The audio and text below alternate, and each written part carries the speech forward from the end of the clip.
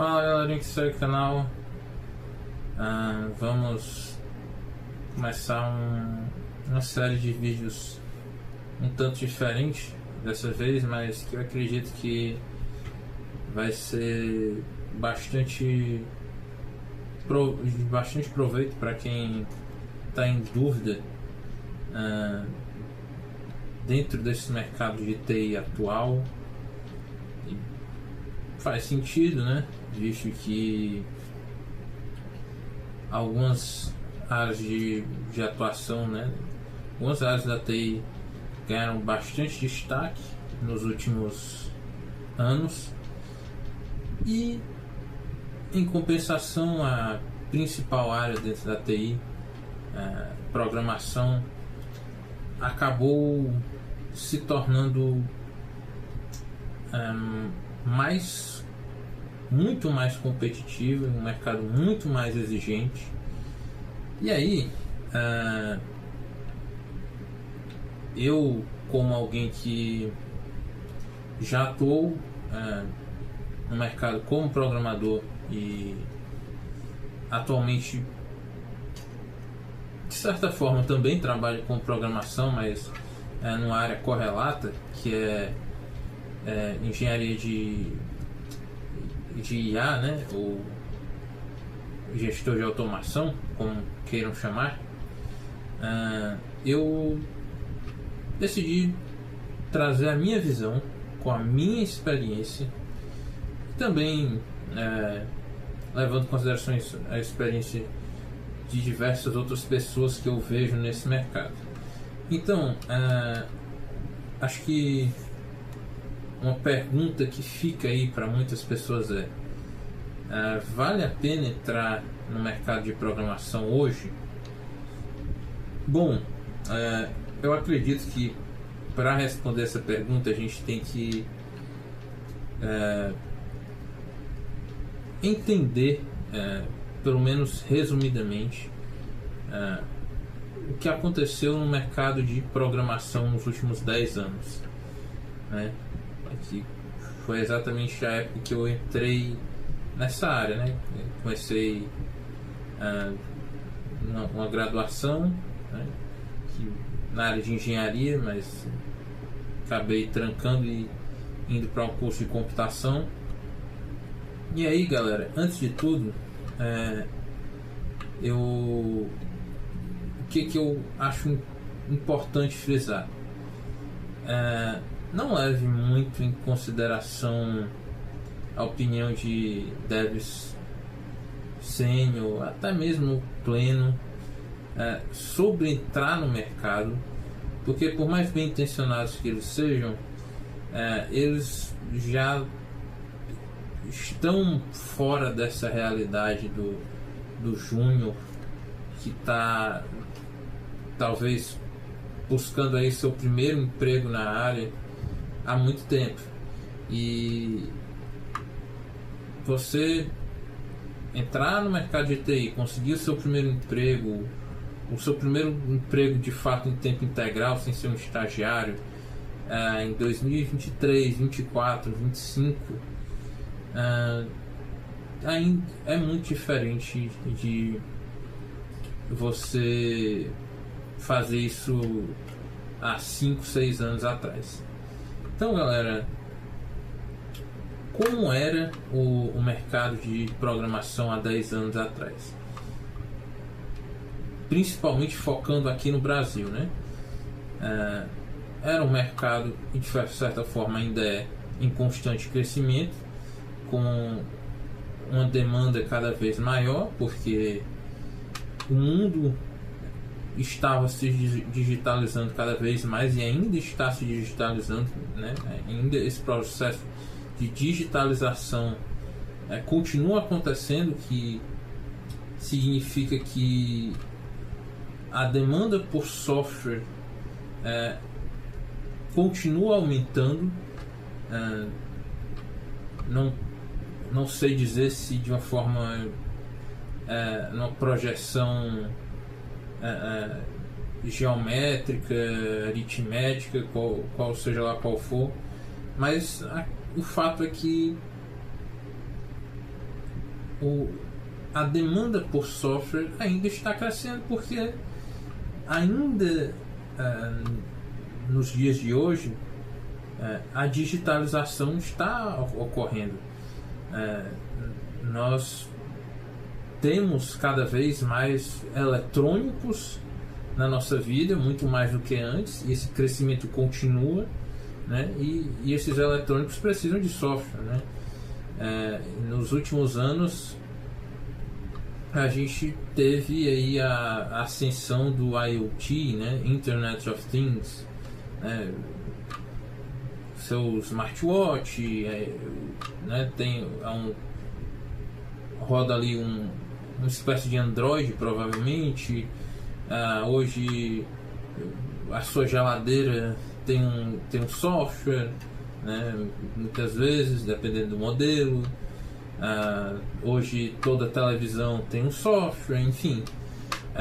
Não só isso, diversas coisas que se faziam de forma mais manual hoje se fazem de forma digital, e isso aumenta a demanda por software. E nesse aspecto não mudou muita coisa. Mas naquele tempo o nosso mercado ali entre 2015 e 2020 ele era de entrada, assim, que você conseguia entrar razoável. Não vou dizer que era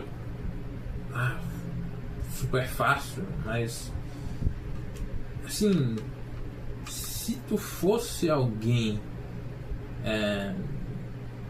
minimamente competente, tu conseguia ali teu estágio, teu primeiro emprego em tempo integral, até mesmo antes de terminar o curso, como foi o meu caso, né? Mas aí lá em 2019 para 2020 a gente teve, né, aquele evento global, né, de saúde, que eu prefiro nem falar o nome aqui para não correr o risco de ter o meu vídeo afetado de alguma forma, né, mas todo mundo sabe qual é, né? Acelerou o crescimento da contratação de programadores e também, né, do home office, né, que aí já é outra discussão, até porque todo mundo teve que ir trabalhar em casa para continuar trabalhando, e todo mundo trabalhando dentro de casa, existe uma digitalização cada vez maior, né? As coisas funcionem de forma remota cada vez mais, e que aumenta mais ainda a demanda por software.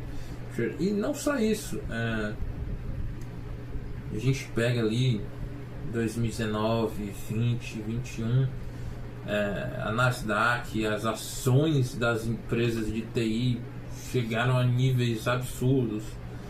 Assim, o mercado de TI, que já era um mercado muito forte, chegou num nível assim fantástico.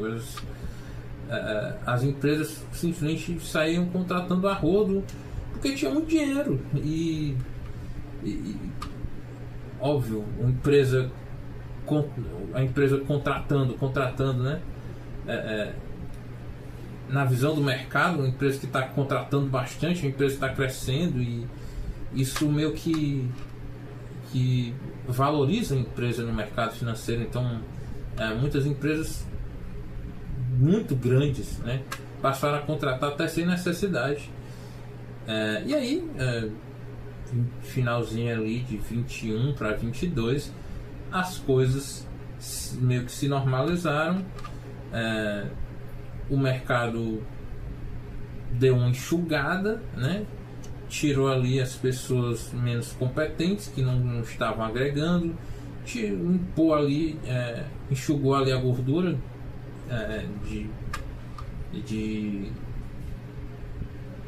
profissionais que não estava agregando, mas isso em grandes empresas, não só em grandes empresas, mas quando você vê muitas e muitas demissões no mercado, isso acaba tendo um impacto negativo muito grande, né? E não foi só isso que aconteceu, né? Meio que algumas empresas se empolgaram demais, e aí quando as coisas meio que voltaram ao normal, houve uma pequena recessão, mas não foi só isso que aconteceu ali no pós-pandemia. O que acontece? Já pegando ali 2016, 17, 18, já naquele ritmo, já se percebia que se as contratações continuassem naquele ritmo, a gente ia chegar num déficit de profissionais muito, muito grande. Então o mercado começou a investir em publicidade,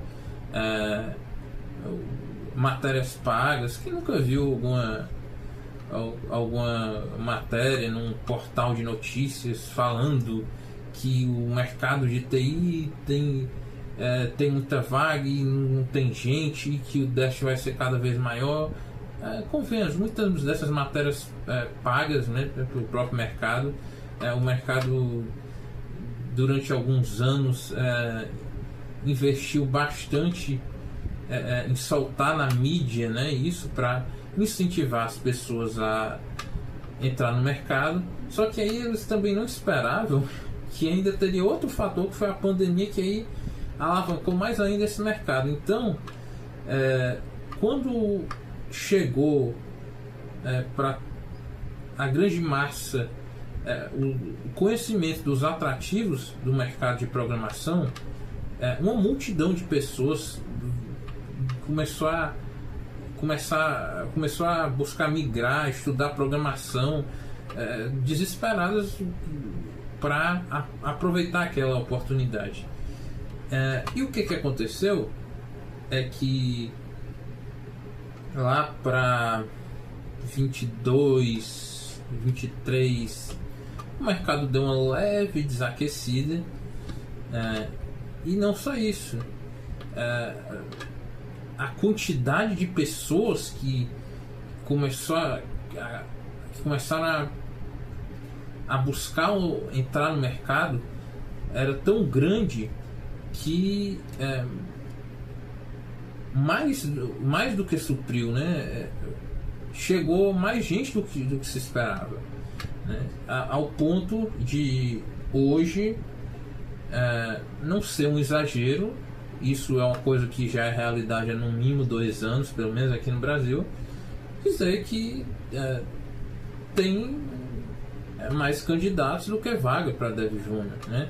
O que aconteceu é que o mercado se tornou muito mais competitivo e muito mais exigente.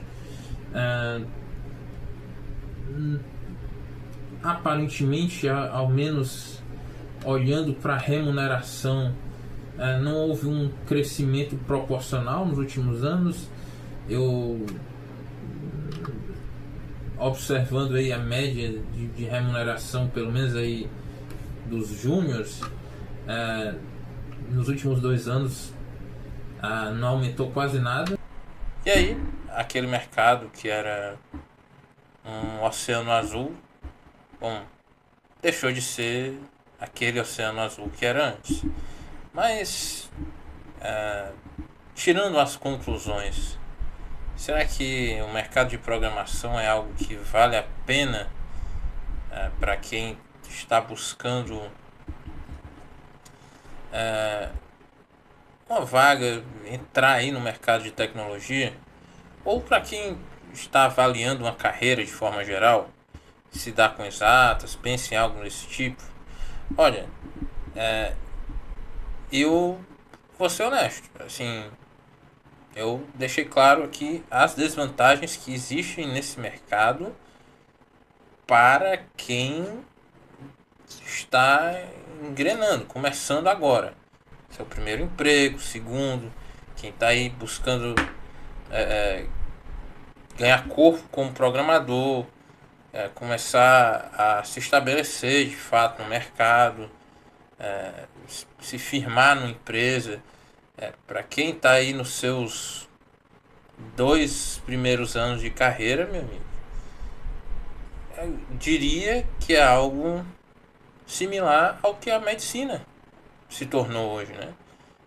Hoje, só que com uma desvantagem, né? Um médico no começo de carreira, por mais que seja mal pago por aqueles convênios de plano de saúde, ainda assim ganha mais do que vários desenvolvedores têm por aí. Acredite, tem vaga de programador júnior aí que pede formação que paga menos de 3 mil reais. Tem até, acho que até hoje tem vaga aí oferecendo 3 mil PJ, né? Assim, infelizmente, principalmente em mercados pouco regulados, como o da TI, isso é muito comum. Mas até mesmo em mercados mais regulados, assim, eu não sou a favor de também regularizar, regulamentar o mercado de programação como outras profissões, né? Mas o que vai definir se é uma boa para você é como você se sai como programador, né? Eu diria que você precisa ser uma pessoa acima da média, né? Hoje não é exagero dizer que tem mais candidatos do que vaga, mas também, por outro lado, não é exagero dizer que a maioria desses candidatos são de baixa qualidade, né? Então você não precisa ser também um super desenvolvedor, um Linus Torvalds da vida, para conseguir se estabelecer nesse mercado. O que você precisa é ser um cara desenrolado, uma pessoa que não fica muito tempo travado num problema,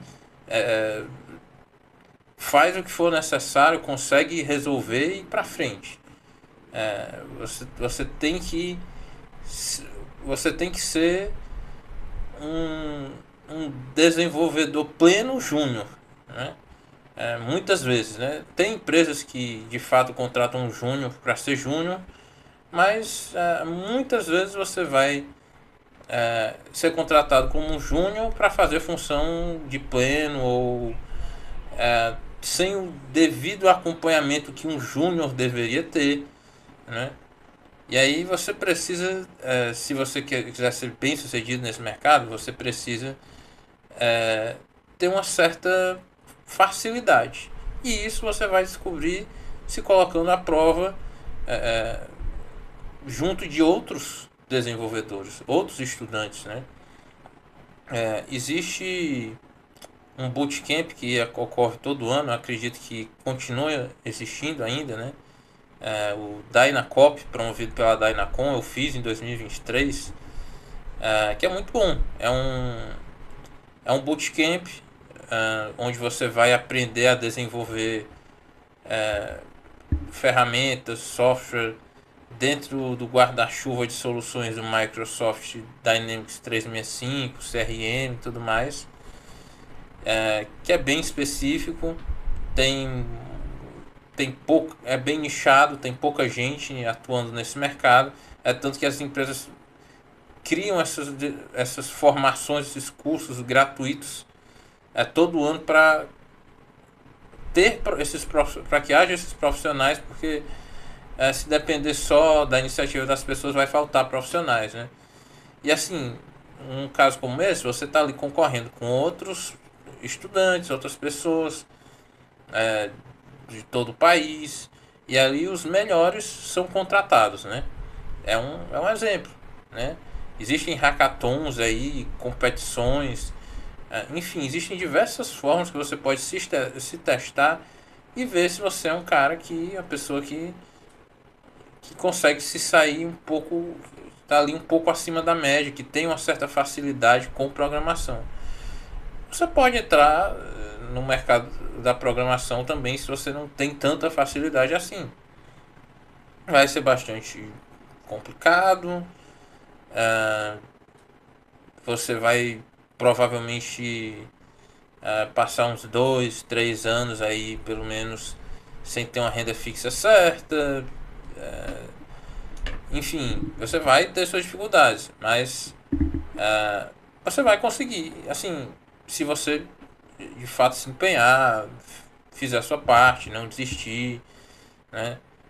Para quem tem uma certa facilidade com programação, eu acho ainda uma ótima opção, até porque o número de desenvolvedores sênior está cada vez menor, né, em comparação com a demanda.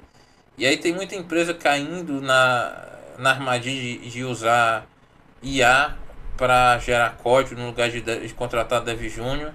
E aí não contrata Dev Júnior, aí não tem Dev Sênior, e os Dev Sêniors passam a ser cada vez mais raros.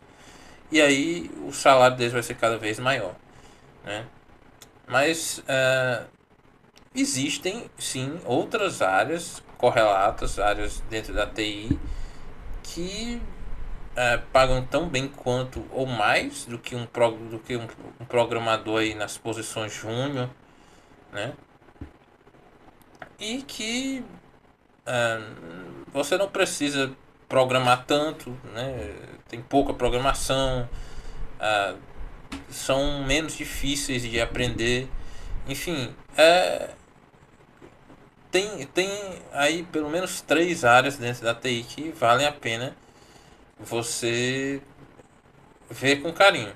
E aí, galera, se vocês quiserem que eu aborde outras áreas dentro da TI que são interessantes além da programação e que hoje em termos de demanda em relação à oferta estão mais favoráveis a quem está entrando no mercado, deixem um like nesse vídeo, comentem, se inscrevam caso não sejam inscritos, porque isso aí mostra para mim que vocês estão interessados de fato no conteúdo. Eu vou encerrar por aqui porque o vídeo já está bem longo, mas é isso aí, galera. Valeu!